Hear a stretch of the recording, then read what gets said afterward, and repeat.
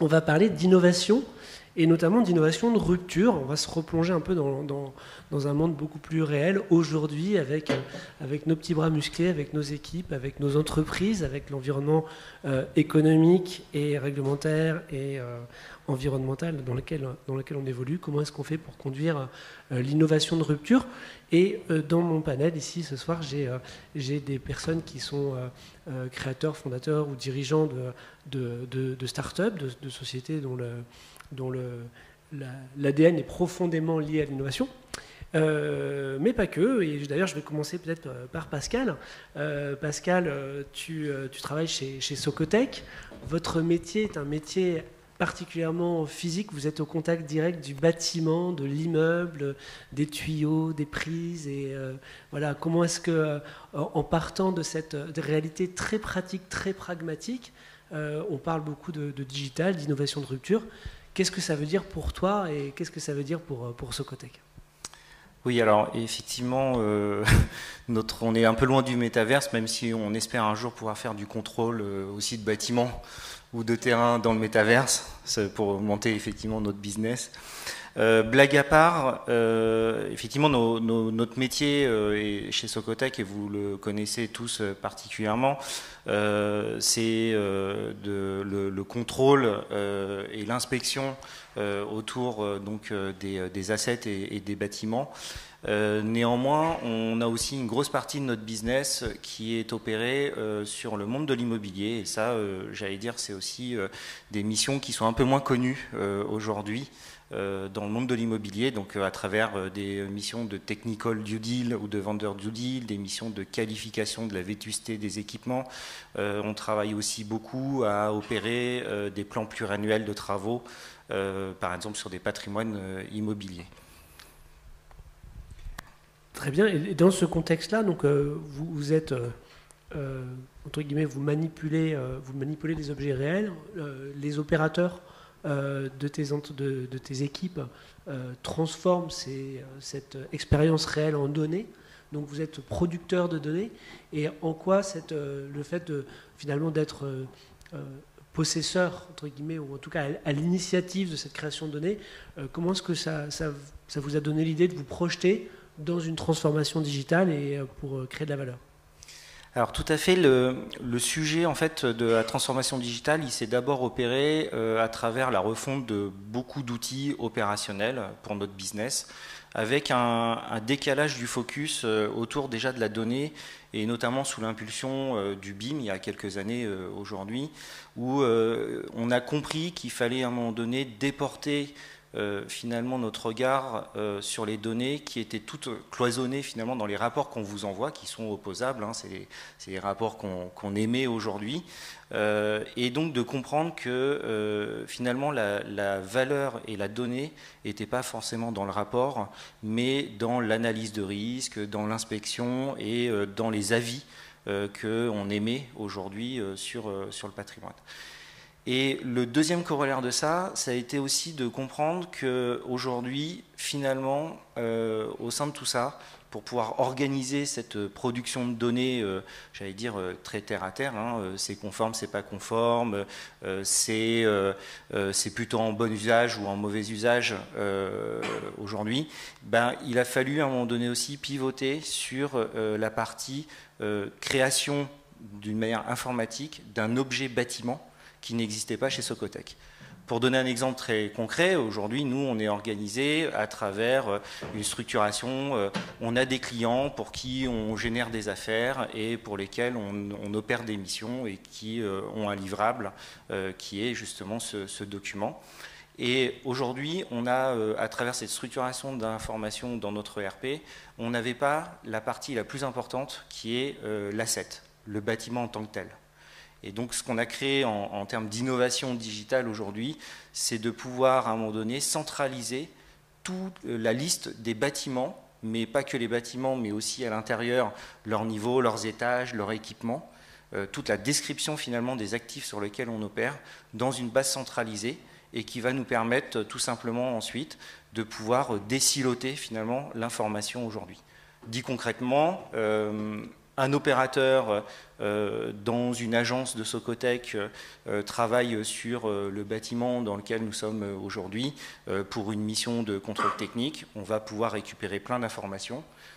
Et 10 ans plus tard, le même opérateur, enfin, un autre opérateur d'une autre agence travaille sur ce bâtiment pour du contrôle périodique.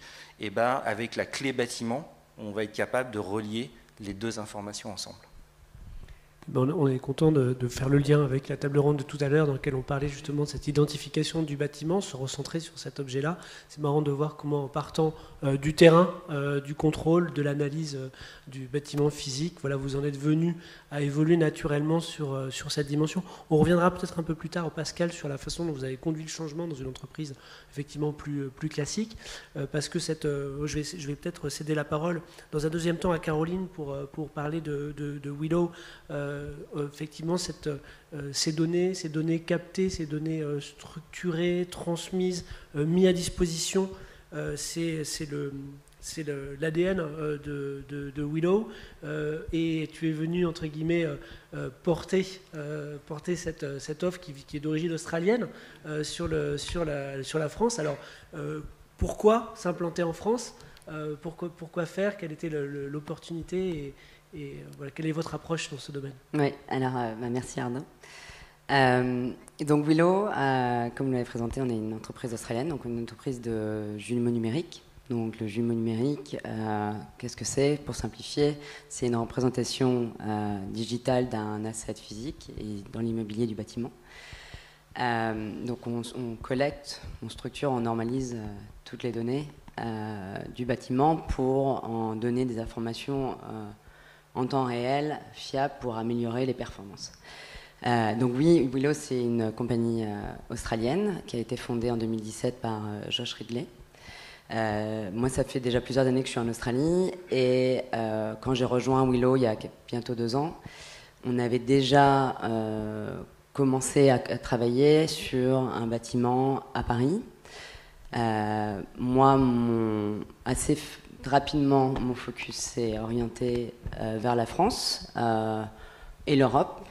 Comme on l'a entendu beaucoup aujourd'hui, et aussi dans les échanges que l'on peut avoir avec Fidji, oui, l'Europe et la France sont assez précurseurs dans le milieu de la transformation digitale, et également dans les domaines de l'environnement, l'ESG. Donc aujourd'hui, Willow, notre entreprise qui était fondée en Australie, notre maison mère a bougé aux États-Unis, parce qu'on a beaucoup aussi de clients aux États-Unis, et il y a une vraie mouvance de la transformation digitale aussi aux États-Unis. Et de ce fait, pour pouvoir répondre également au mieux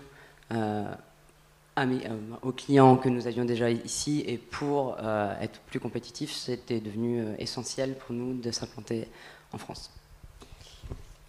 On disait en préparant cette table ronde qu'effectivement on était en France spécifiquement et en Europe plus largement très moteur sur la dimension de la transformation environnementale du bâtiment, en tout cas sur la prise de conscience et la mise en œuvre de politiques concrètes.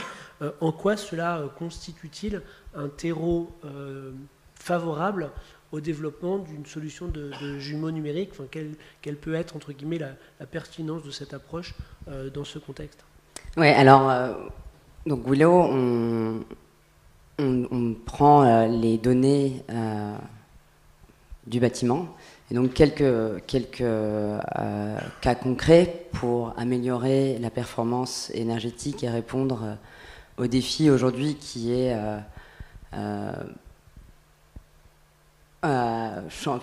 lié aussi à une prise de conscience évidemment de la consommation énergétique du bâtiment tertiaire, mais également régulée avec des lois sur la consommation. Donc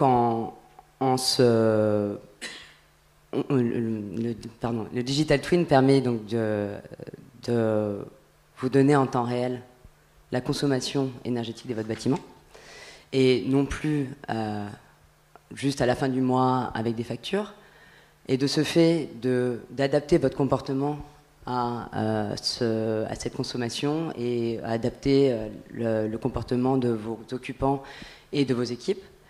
En ayant les informations sur les données de vos équipements, vous permettez également de voir en temps réel le dysfonctionnement de ces équipements et de ce fait d'être beaucoup plus réactif d'un point de vue maintenance, mais de ce fait également de réduire le gaspillage énergétique qui peut y avoir dans vos bâtiments et qui est très important. On a déjà vu beaucoup de cas d'usage sur les bâtiments qu'on a développés. Et également, comment nous, on intervient sur ce domaine de la réduction de la consommation énergétique, c'est que la plateforme vous permet d'avoir accès à une grande majorité des données qui sont disponibles sur le bâtiment et également de s'intégrer avec des applications tierces qui pourront être plus spécialisées sur ce domaine de l'ESG, mais on en parlait sur beaucoup de tables rondes aujourd'hui. Il y a cette question de l'interopérabilité des données, on entend beaucoup des clients qui, comme c'est encore un sujet assez nouveau, le digital, dans l'immobilier, on veut pouvoir tester, mais pas non plus être bloqué sur un prestataire. Le jumeau numérique et notre technologie vous permet justement d'avoir cette flexibilité en donnant accès à des informations qui sont fiables en temps réel et qui peuvent s'intégrer à d'autres applications. Ok, merci. On reviendra un petit peu plus tard sur comment est-ce que vous atteignez ce type d'objectif et comment vous conduisez l'innovation. Mais quand on parle effectivement de partir de la gestion du bâtiment, ça me fait penser aussi au focus de Citowi. Et on parlait tout à l'heure effectivement avec Pauline qui a remporté donc avec son équipe le trophée Fidji pour sa bonne utilisation des formats Fidji dans le logiciel. Pauline, si je comprends bien, les talents spécifiques de Citowi, c'est la capacité non seulement à collecter des données, mais aussi à les compléter en les enrichissant, que ce soit avec des référentiels externes ou avec de l'intelligence artificielle. Donc là, on est sur l'application concrète d'innovation de rupture au service de la donnée immobilière. Comment est-ce que vous avez... D'abord, est-ce que tu peux me confirmer un peu le positionnement de Citowi et puis aussi peut-être me dire comment est-ce que vous avez intégré nativement ces nouvelles technologies, en tout cas ces innovations de rupture sur la data science et l'IA dans le produit dès le début. Tout à fait, merci beaucoup. Donc moi, à la base, je suis architecte de profession et c'est vrai qu'à un moment donné, j'ai eu envie de savoir comment allait vieillir et quels étaient les risques climatiques sur les actifs que j'étais en train de dessiner et du coup de pouvoir gérer, comprendre et anticiper l'exploitation sur tous ces actifs. Et pour ça, du coup, je suis retournée à l'école, faire un master à l'école des Ponts et Chaussées en IA et en robotique, ce qui m'a permis, dès le début, en fait, de construire et de prototyper un premier projet. Et donc la technologie fait vraiment partie prenante du produit qu'on livre aujourd'hui et qu'on essaye de rendre le plus ergonomique possible pour nos utilisateurs. Et donc ce qu'on fait, c'est qu'on développe des modèles de prédiction et de risque climatique sur les actifs pour pouvoir derrière optimiser toute la partie CAPEX et OPEX. Et en général, on répond à la question assez simple mais compliquée de dire, sur mon parc immobilier, j'ai 400 millions d'euros, où est-ce que je mets l'argent, comment est-ce que je priorise et tout cela au regard de mon empreinte carbone, de ma consommation énergétique, de la résilience de mes actifs, de ma vétusté, etc. Et pour faire ça, en fait, il fallait des données. Il fallait des données techniques, plus ou moins fiables, mais en tout cas des données. Et donc, il a fallu beaucoup travailler sur la mise en place de processus pour capter cette donnée facilement, pour la structurer, pour la fiabiliser, pour la compléter avec de l'open data ou des règles métiers. Tout ça, en fait, pour répondre aux besoins de nos clients, qui sont d'optimiser, d'arbitrer, de rationaliser leur plan de travaux, mais de le faire de manière simple, facilement intégrable dans leur process et peu onéreuse. Donc, c'est parti d'un besoin, et puis on a travaillé pour pouvoir répondre le mieux possible à ce besoin, en fait. Ok, donc on voit effectivement, on crée un modèle du bâtiment, on l'alimente avec des données du terrain, on fait des chocs de vieillissement en utilisant des modèles. Exactement. Encore, voilà, trois visions un petit peu complémentaires du même objet, sur lequel à chaque fois on a besoin effectivement d'une innovation un peu disruptive pour être capable de créer, de maintenir ce modèle. Il s'agit aussi de le visualiser, ça peut être aussi important.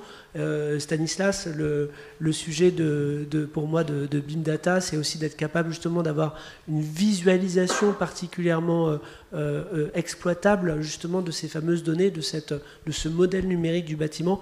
Est-ce que tu peux nous en dire un peu plus sur le côté vision justement, consultation? Oui, bien sûr. Je pense que c'est la partie la plus visible de la visualisation, c'est un peu la partie émergée de l'iceberg.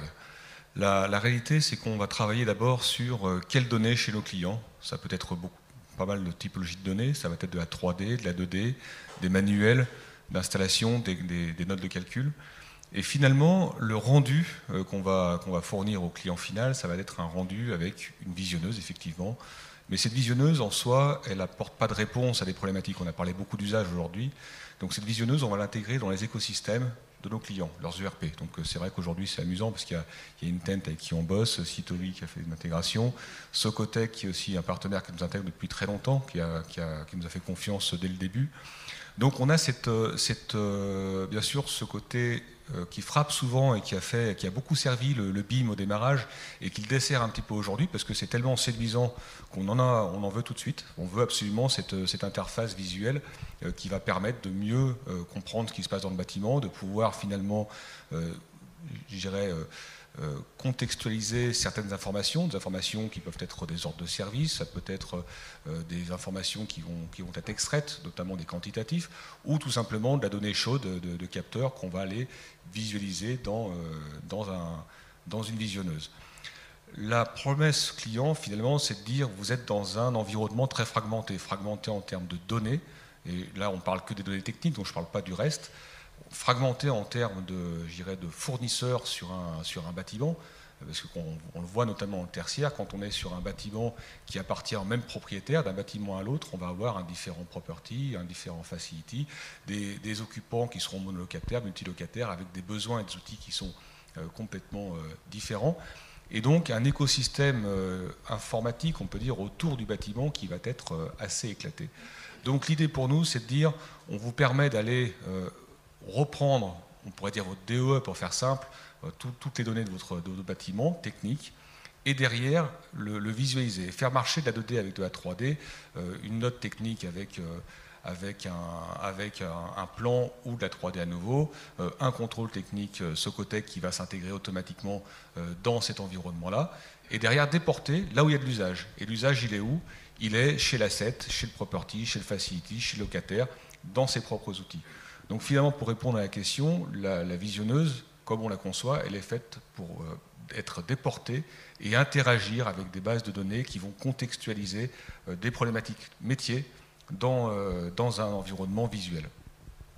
On a évoqué juste avant, effectivement, dans la keynote, une utilisation de la réalité augmentée, de la réalité virtuelle. Ces notions-là, à ton sens, est-ce qu'elles sont transposables dans l'outil, enfin dans cette démarche de visualisation du bâtiment? Est-ce que c'est un axe que vous regardez aujourd'hui ou est-ce que ça reste complètement science-fictionnesque à ce stade? Alors c'est très transposable, c'est surtout techniquement facile. Après, on revient toujours sur l'usage. Quel usage? À partir du moment où on est capable de visualiser de la 3D sur un ordinateur, c'est qu'on génère de la géométrie. Cette géométrie peut être déportée assez facilement sur des outils, des casques, ce que l'on veut. Nous, on ne le fait pas, on a plutôt des partenaires qui le font. Après, c'est un petit peu ce qu'on a vu sur le Metaverse. C'est qu'est-ce qu'on en fait d'un point de vue opérationnel. Metaverse, on comprend tout de suite l'intérêt commercial d'avoir un milieu fermé, un moteur de recherche finalement complètement fermé. On va pouvoir capter des clients, donc on voit l'intérêt de la personne qui a créé le Metaverse. Mais d'un point de vue opérationnel, c'est déjà beaucoup plus compliqué. On l'a vu sur des phases plutôt de conception, construction, des essais qui sont faits pour pouvoir faire travailler plusieurs équipes pour pouvoir s'assurer qu'il n'y ait pas de clash, que les bâtiments soient bien conçus. de façon virtuelle. Mais quand on fait des missions, et ça on l'a fait auparavant avec une société qui faisait du BIM management et de la MOBIM, quand on fait des missions chez des maîtrises d'œuvre et qu'on parle finalement de toute la partie conception et construction et qu'on va mettre le doigt sur tout ce qui est synthèse ou pré-synthèse, la réponse en général c'est si on faisait déjà de la pré-synthèse correctement ou de la synthèse correctement, ça se passerait bien. Donc finalement, je pense qu'aujourd'hui sur ces sujets-là, tout ce qui va être, qui va partir au-delà des outils classiques, donc tout ce qui est visite virtuelle ou 3D en immersion, ça règle pas le problème qui est pourquoi est-ce qu'on ne fait pas notre boulot correctement au démarrage. Ok, merci beaucoup. Tariq, comment est-ce que tu pourrais réagir à ton niveau là, sur ces différentes visions? On a vu qu'on a vu les différents cycles d'interaction avec l'objet immeuble. Toi, en synthèse, par rapport à l'offre d'Immogate et à ta vision du sujet, quelles sont tes premières réactions sur ce qu'on vient de se dire? Alors, je pense qu'il faut préciser déjà que nous, on travaille sur la partie avec les investisseurs. Donc, on est vraiment sur la couche haute et on traite très peu d'informations techniques. Donc, déjà, je pense que ce sont des flux d'informations qui sont différents. Donc, nous, on va traiter tout ce qui est cash flow, état locatif, tout ce qui est vente, par exemple. Donc, en fait, nous, la problématique qu'on va avoir, c'est que nos clients, essentiellement des hedge funds, vont traiter avec différents serviceurs, puisqu'ils externalisent toutes leurs fonctions, et ils vont avoir des investissements un peu partout, avec différentes juridictions. Et toute la problématique, ça va être de récupérer ces différents flux d'informations. Donc ça va être vraiment la diversité de ces flux. Si on prend un de nos clients, il doit traiter avec, je pense, 35 serviceurs, donc entre les comptables, les administrateurs de biens et les loan serviceurs, dans 12 pays, pour à peu près 50 portefeuilles. Et donc, dans ce cas-là, toute la problématique va être de récupérer tous ces flux d'informations, de la contrôler et de réussir à la normaliser. Et c'est là où il y a toute une problématique de notre côté. Et donc, ce que je comprends, c'est que en synthèse, on retrouve la notion finalement de nécessité d'un langage commun, nécessité d'avoir une définition commune des objets. On l'a vu à différents stades, ça s'est vu aussi sur la visualisation, mais ça se voit aussi dans cette interopérabilité. Comment, à ton sens, le côté on innove, mais on innove dans un cadre, comment, à ton niveau, dans les produits que vous promouvez, comment est-ce que vous faites cette quadrature du cercle, entre guillemets, entre aller vite et aller ensemble? Alors, on va dire, il y a deux approches. L'approche pour aller vite, ça va être une approche où on va plus imposer nos dictionnaires de données. Et là, on va très très vite. La difficulté, c'est lorsque nos clients veulent faire un peu du custom en termes de data, et il faut revoir tout le dictionnaire de données avec eux. C'est là où ça devient assez compliqué, ou tout au moins on perd beaucoup de temps. Et on revient sur un point qui avait été dit tout à l'heure, sur l'utilité de la donnée. On a fait une analyse avec un de nos clients, parce que lors des workshops, on est arrivé avec 400, 500 points de données. Et il nous a dit, faites l'exercice, vous allez ouvrir chaque report, vous allez regarder la donnée qui est utilisée, vous allez utiliser chaque cash flow, vous allez sortir la donnée qui est utilisée, et vous allez me dire toutes les données qui ne sont pas utilisées dans les dictionnaires de données. Et on a tué 50% des données. Et en fait, en demandant moins de données finalement aux prestataires, on fiabilise déjà les 50% qui restent. Donc un bon exemple de sobriété numérique, pour revenir sur le débat de tout à l'heure, c'est ça? Oui, mais bon. Ça veut dire aussi qu'on a la tentation, finalement, quand on approche un nouvel objet logiciel, d'inventer son propre dictionnaire. Tu disais que c'est ce qui permet d'aller le plus vite. Récemment, Pascal, vous étiez en train de créer chez Socotec ce nouvel objet bâtiment. Est-ce que vous avez pu vous appuyer sur un modèle existant, par exemple, évidemment, je pense au modèle Fiji, ou comment est-ce que vous avez conçu votre objet? Alors, ce service qu'on appelle donc chez nous en interne Asset Operating System, donc qui permet de décrire effectivement de manière unique tous les bâtiments sur lesquels Socotec travaille, et par nature, j'allais dire, interopérable, justement sur les données, puisque aujourd'hui on embarque aussi dans cet outil une sorte de table de correspondance entre 9 formats de structuration des données à l'échelle mondiale. Donc on a beaucoup travaillé avec Stanislas à un moment donné sur ICMS, IPMS, on embarque bien sûr le référentiel Fiji aujourd'hui, mais aussi de l'uniclass, de l'uniformat, des systèmes de décomposition, par exemple de l'Intec, sur tous les économistes du coût de la construction en France.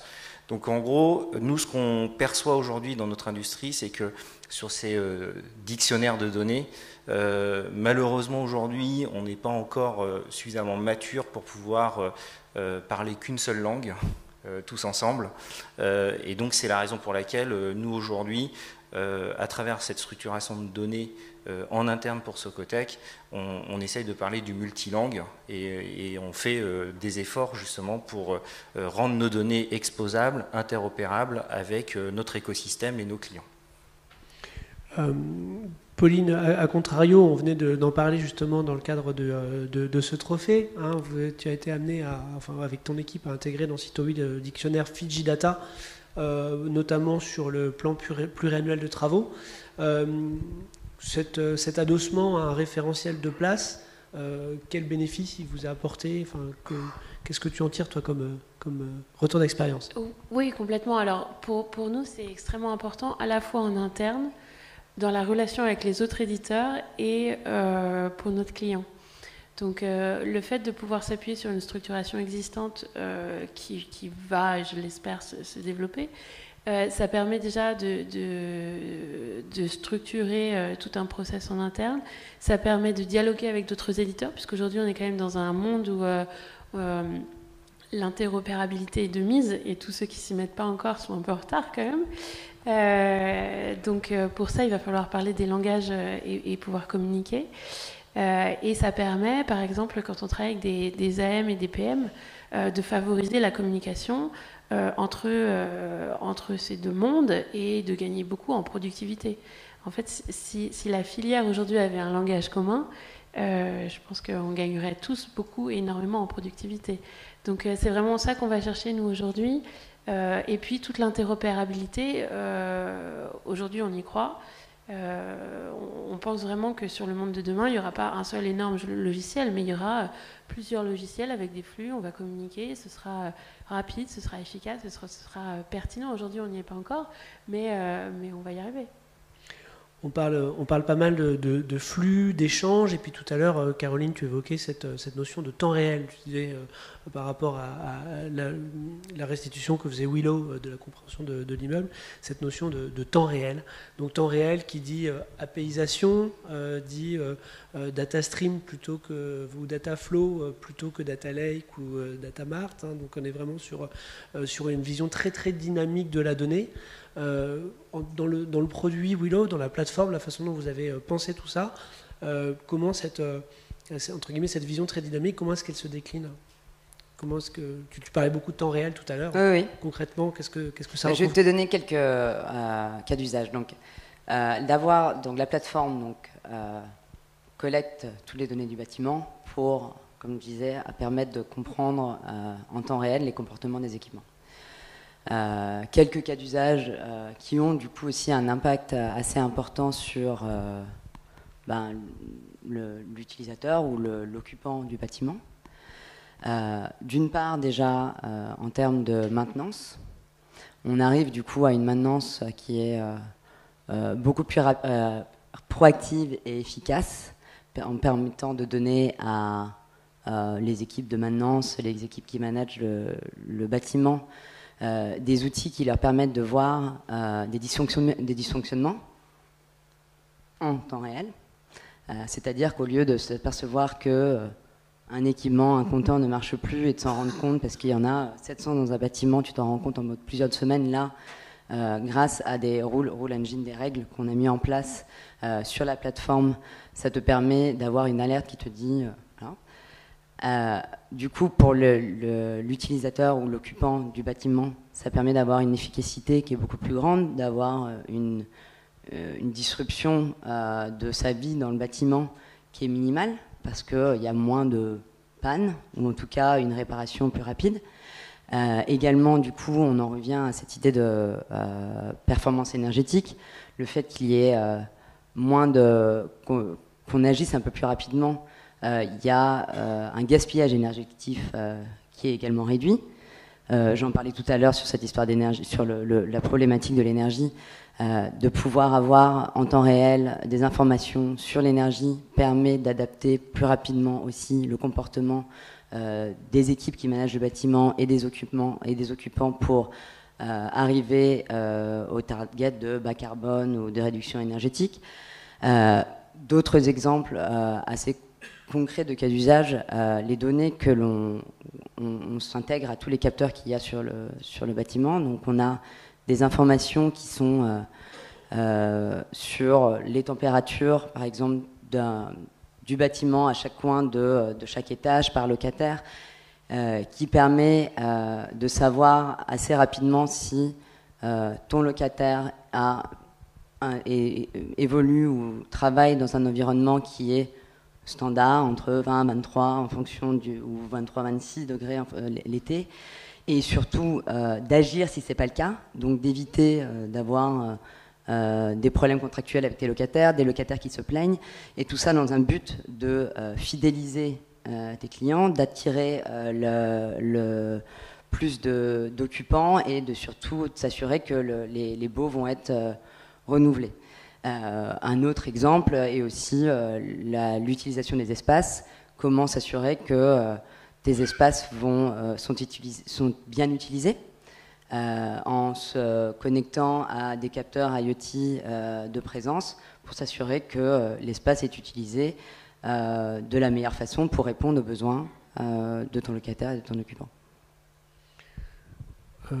Ok, peut-être Stanislas sur cette notion d'interopérabilité. Tout à l'heure, tu évoquais tes nombreuses collaborations avec des acteurs de l'écosystème, donc cette notion d'APIisation, je pense, doit être très fortement ancrée dans votre produit, dans votre plateforme. À ton avis, est-ce que justement cette APIisation, elle a un rôle à jouer majeur dans la convergence des données, donc convergence numérique immobilière, ou est-ce que c'est plutôt la structuration des données au travers d'un dictionnaire, c'est plutôt l'APIisation au travers de la normalisation, la standardisation des services, comment tu le vois? Ça va dépendre de la façon dont évolue le marché. Aujourd'hui, quand on parle d'interopérabilité, on pense plutôt aux fichiers, et il n'y a pas réellement d'interopérabilité possible aujourd'hui parce que les fichiers ne communiquent mal. Le grand format d'interopérabilité en BIM, notamment, c'est le format IFC, qui est utilisé par beaucoup de monde, mais pas que. Donc on a quand même des formats aussi propriétaires, et je le disais tout à l'heure, nous travaillé beaucoup sur les formats plus classiques, du PDF, un plan PDF, ça a quand même de la valeur, du DWG, du DXF, donc tous ces formats 2D ont de la valeur aussi. Donc finalement, gagner l'interopérabilité par les formats, ça reste encore très compliqué, ça va rester compliqué. Donc la réponse du format uniquement ne suffit pas. Une des réponses sur lesquelles travaille Fidji et puis d'autres instituts, sur les classifications, ont un intérêt très très fort pour pouvoir finalement avoir une sorte d'interopérabilité sur les bases de données plus classiques, pas forcément 3D. Donc ça, c'est une grande chance, ça permet de mapper et de gagner beaucoup de temps. Mais nous, notre point de vue dès le départ, bien sûr, nous sommes convaincus parce qu'on était IFC dès le démarrage, et puis après on a rajouté les autres formats, et puis derrière on a forcément travaillé avec Eric sur différents sujets de classification. Donc on était convaincus, mais on était surtout convaincus que le besoin d'API était indispensable pour gagner les échanges de données. Quand on a des bases qui sont ouvertes et qu'on peut communiquer, finalement on va régler une problématique d'échange de données, donc d'interopérabilité, par des réponses informatiques. Et finalement, j'ai envie de dire que l'interopérabilité sur une API, c'est d'être une API qui est normalisée, une API REST.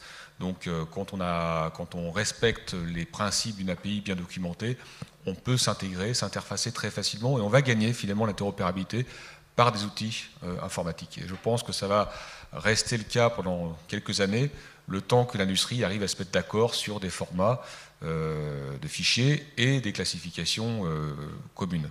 Mais c'est un boulot énorme et ça avance pas très vite. On parle effectivement de conduire le changement, d'amener les gens à changer de regard, de changer de façon de penser finalement le sens qu'ils donnent aux données qu'ils manipulent dans le cadre de leurs tâches unitaires. Donc c'est un processus qui peut être effectivement compliqué avec cette dimension humaine.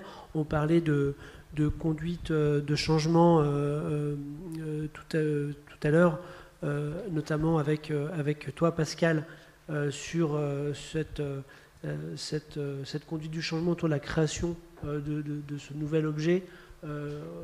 Tu avais un témoignage à apporter, je crois, sur la façon de conduire ce changement, cette innovation de rupture. Oui, alors on parlait sur cette table ronde d'innovation disruptive. Effectivement, c'est un peu une innovation très forte qui va créer, j'allais dire aussi, une autre manière de travailler au quotidien sur nos missions traditionnelles chez Socotec. Pour donner un exemple très concret, il y a deux façons aujourd'hui de pouvoir comprendre que la donnée qui est collectée à travers nos rapports, nos missions, l'analyse de risque de nos techniciens et inspecteurs et ingénieurs, cette donnée, effectivement, il va falloir qu'ils la modélisent et qu'ils comprennent qu'à un moment donné, en la modélisant, en la structurant autour du format IFC ou d'autres formats, et cette donnée elle va créer de la valeur pour l'écosystème, elle va pouvoir enrichir la plateforme CITOI, elle va pouvoir transiter par le viewer Big Data, elle va pouvoir ensuite alimenter des jumeaux numériques. Et donc ça veut dire qu'au quotidien, dans la manière dont nos opérateurs vont aller sur le terrain, il va falloir qu'ils prennent conscience que cette donnée, si on la range correctement, on l'associe à la bonne chaudière, au bon étage, à la bonne zone, au bon espace, alors tout d'un coup elle prend une autre dimension. Donc il y a une première façon de le faire qui est d'aller dans les bâtiments à travers des missions, nous, d'inventaire ou de qualification immobilière, de décrire le patrimoine qu'on rencontre et d'y associer bien sûr de la donnée. Mais il y a aussi une autre manière de le collecter, c'est de dire qu'à un moment donné, nous, notre cœur business, c'est de pouvoir être le garant de la sécurité et de la durabilité des actifs à travers nos référentiels techniques et réglementaires. Et donc à travers ces référentiels-là, il y a beaucoup d'informations qui nous permettent aussi de modéliser le patrimoine automatiquement. Je donne un exemple. Si à un moment donné, on va passer dans un bâtiment sur une chaudière et qu'on va lui dire qu'elle a un mauvais état ou qu'elle n'est plus conforme à la réglementation en vigueur, alors dans ces cas-là, tout d'un coup, je vais pouvoir modéliser tous les éléments de classification IFC qui vont aller des équipements techniques jusqu'à la chaudière, en passant par la CVC, le chauffage. Et donc, tout d'un coup, je vais enrichir un modèle automatiquement, juste en allant récupérer les données que nos ingénieurs, techniciens, inspecteurs collectent au quotidien. Et ça, c'est vraiment une grosse conduite du changement derrière. Il va falloir connecter beaucoup de logiciels, et plus on collectera de logiciels, plus on collectera d'informations, et plus on sera capable de décrire de manière, j'allais dire, asymptomatique en termes de coûts et de prix, les bâtiments dans lesquels on passe. Ces difficultés rencontrées justement au travers de ces sujets-là, on voit qu'on les rencontre sur des données entre guillemets de base au plus près des bâtiments.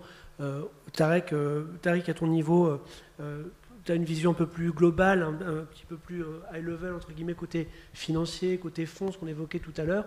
Donc tu te retrouves à consolider l'ensemble de ces données avec donc une vision un peu plus globale. Comment est-ce que tu approches cette problématique toi à ton niveau?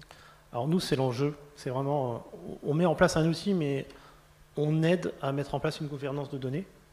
C'est absolument indispensable. Donc nous, ce qu'on fait, juste pour replacer le cadre, c'est que les fonds nous externalisent toute la collecte de données.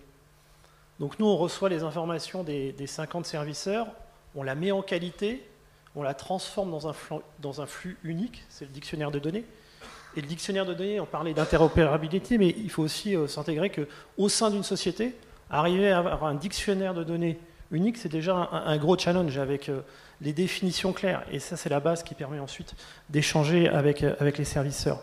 Donc la conduite du changement, ça va être quoi? Ça va être qu'aujourd'hui, vous avez les analystes financiers qui passent des heures à récupérer cette donnée. Et ils doivent complètement switcher. C'est-à-dire qu'à un moment, jusqu'à maintenant, ils étaient dans la collecte et dans le cleaning de la donnée. Demain, ils sont dans la consommation de la donnée. Donc ça, c'est un réel changement dans leur job au jour le jour. Au niveau management, ça va être aussi d'imposer qu'il y a une source unique de données à utiliser. Donc ça veut dire que quand il y a un comité des investissements, les reports doivent sortir du data warehouse avec toutes les données qui proviennent de notre outil, en fait. Et ça, c'est... En général, quand on en arrive là, on a gagné. Okay. On parle aussi d'une vision financière, mais au travers de toute la journée, on a parlé de décarbonation, on a parlé d'exigences de performance environnementale. Donc finalement, c'est aussi un sujet, la donnée non financière, la donnée extra-financière va venir donner, non pas un ROI, mais en tout cas une justification, un use case concret sur lequel on va être très attendu. Est-ce que cette dimension-là, elle est aussi présente à ton niveau, avec justement la vision globale au niveau du fonds d'investissement? Alors, c'est une question délicate. C'est un sujet important, et il le market sur le marché. Dans les faits, aujourd'hui, on ne traite aucun flux ESG pour tous nos clients. C'est dans les tablettes, on devrait commencer à en parler dans 2 semaines, mais je préfère être très, très honnête avec vous, c'est quelque chose qui n'est toujours pas intégré à ce jour pour nos clients. Et on a beau les relancer là-dessus, il y a un manque de maturité. Et je pense que toute la problématique, c'est que sur l'ESG, il y a 2 niveaux. Alors le niveau que vous traitez, qui va être vraiment l'information technique, et ensuite il y a tout ce qu'on va en faire et tout ce qui est KPI, parce que eux, ce qui les intéresse, c'est juste des indicateurs. Et aujourd'hui, on a beaucoup de mal à savoir quels sont les indicateurs qui sont nécessaires pour le suivi. Et donc là, ils mandatent des cabinets de conseil pour essayer de définir ces indicateurs. Donc voilà où on en est. Mais je pense que d'ici la fin de l'année, on aura avancé sur le sujet. Mais pour nous, c'est clairement une priorité. Est-ce que d'une certaine façon, on n'a pas besoin d'une approche plutôt bottom-up, de partir du terrain et de remonter les informations? Absolument. Donc là, peut-être, Pascal, entre guillemets, partant des métiers au contact de l'immeuble, au contact des équipements, des matériaux. Mais je pense que ce sont 2 jeux de données différentes, en fait. Je pense que c'est plus à vous de produire l'information et à générer ces KPI que nous, on va récupérer pour les investisseurs. Moi, je vois à 2 étages. Ouais, je suis tout à fait d'accord. C'est-à-dire qu'à un moment donné, il faut se poser la question de quelle information je dispose pour pouvoir construire ces KPI ESG qui sont aujourd'hui effectivement dans l'air du temps, mais qui sont aussi une obligation. Les sujets de taxonomie européenne aussi impulsent beaucoup de sujets là-dessus. Nous, ce qu'on croit chez Socotec, c'est que justement, une grosse partie de la donnée dont vous avez besoin, on peut aussi aller la collecter à travers des données de consommation, de l'état de vétusté de certains équipements qui vont produire effectivement un accroissement de la performance environnementale du bâti ou de son exploitation. Et c'est là où je pense qu'à un moment donné, à travers ces données, il va falloir qu'à un moment donné, on discute tous ensemble, puisque nous, on pense avoir une partie de la solution, et on voit bien dans cette industrie aujourd'hui, toutes les plateformes, les outils, les différentes plateformes produisent de la donnée verticalisée. Nous, on produit de la donnée très naturellement chez Socotec autour des problématiques constructives, environnementales et réglementaires, puisqu'on a aussi beaucoup de sujets sur la performance énergétique, le décret tertiaire et beaucoup de missions autour de l'environnement. En revanche, quand on va discuter avec des investisseurs, la problématique ESG, ces investisseurs nous disent moi je suis obligé de travailler avec plein d'acteurs parce que chacun détient un bout de la vérité et ces flux justement ne convergent pas jusqu'à moi. Et ça, en partant justement des données que chacun produit aujourd'hui, comment à un moment donné on peut arriver à vous fournir ces indicateurs, quitte à ce qu'au début, ça soit des indicateurs, j'allais dire, un peu pragmatiques, jusqu'à ce que ça se normalise ou qu'à un moment donné on trouve la bonne carburation autour de ça. Le sentiment que ça donne, c'est qu'on est en train de se dire qu'en termes d'outils, en termes d'innovation, en termes de data, on est prêt. et il reste à poser un cahier, enfin en tout cas un besoin suffisamment structuré pour permettre aux acteurs de rentrer en réalisation. C'est un peu le sentiment qu'on a en vous écoutant. Alors, en tout cas, pour nous, la vague de chaleur cet été, la fin de l'abondance, la pénurie de matériaux, les taux d'intérêt qui augmentent, aujourd'hui, il y a des vrais cas d'usage qui font bouger très concrètement. Hein. Chez nous, par exemple, comme on peut aider à optimiser tous les plans de CAPEX en fonction de la résilience, pour pouvoir réduire la vulnérabilité des actifs. Aujourd'hui, on a des foncières qui viennent nous voir en disant est-ce que en fait mon actif sera inexploitable une semaine par an et du coup c'est pas grave, j'envoie tout le monde en télétravail et j'accepte de perdre un peu en productivité, ou est-ce qu'à l'inverse c'est 2 mois et 2 mois je fais quoi, quels travaux je mets en place, combien ça va me coûter. Voilà, et tout ça en fait est en train de prendre aujourd'hui très concrètement. Et par exemple, donc il y a tout l'impact que ça va avoir sur la valorisation. Si j'ai des bâtiments, des actifs qui sont des passoires thermiques, mal entretenus, vétustes, pas résilientes, quel est l'impact aujourd'hui que ça va avoir sur la valorisation de mes actifs? En termes de financement, on travaille beaucoup sur les financements verts. En fait, aujourd'hui, montrer qu'on a une gestion, je dirais, vertueuse, qu'on diminue notre empreinte carbone, etc., ça permet aujourd'hui d'aller chercher des financements avec des taux d'intérêt proches de 0. C'est assez intéressant en ce moment. Et puis, il y a la question de l'assurance. Est-ce que je vais pouvoir continuer à assurer mon actif? Et ça, en fait, très concrètement, nous, on le voit depuis quelques mois, c'est en train de grossir. Et donc, du coup, ça vient... impacter aujourd'hui les acteurs là où vraiment c'est très tangible, la valorisation, le financement, l'assurance. Aujourd'hui, ce sont des gros sujets et ça fait bouger. Et donc, ça permet de dire, aujourd'hui, j'ai un actif qui est plus ou moins vétuste, qui va produire tant de carbone, qui va consommer tant d'énergie, qui, dans 5 ans, faudra réinvestir massivement je ne sais où.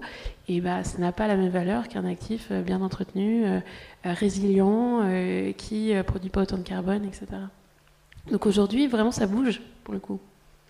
Donc on est en train de se dire que de la même façon qu'il peut y avoir des stress tests climat dans le secteur bancaire, il peut y avoir des stress tests climatiques sur un objet immeuble, de façon à voir comment est-ce qu'il évolue à partir de différents scénarios d'évolution climatique. Ouais, et ce qui est intéressant aujourd'hui, c'est d'avoir une vision exhaustive. Jusqu'à présent, on avait beaucoup d'acteurs qui disaient je vais faire un plan de travaux pour améliorer ma conformité, je vais là travailler tel point, etc. Et là, l'idée, c'est d'avoir une vision exhaustive sur le plan de travaux en disant moi, j'ai parfois des budgets qui diminuent. Ma foncière s'est dotée d'objectifs très ambitieux en termes de carbone, d'énergie, etc. Opérationnellement, ça veut dire quoi? Je fais quoi? et ça, aujourd'hui, c'est très présent chez les acteurs. En tout cas, nous, on le voit. Ok, écoute, merci beaucoup. L'heure tourne, on s'approche de la fin de cette journée et on ne va pas éprouver votre patience plus avant. Est-ce qu'il y a des questions dans l'assistance?